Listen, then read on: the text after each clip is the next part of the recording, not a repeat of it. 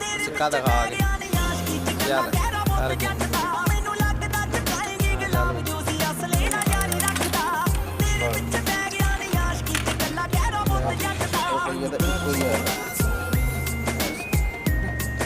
चलो चप्पो खाओ फिर क्या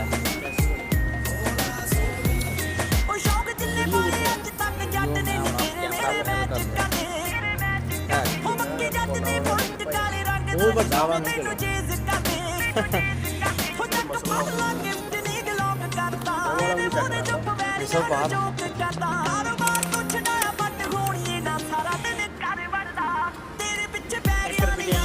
दो वाला रहा नहीं है ना रियाल वाल वहाँ सकर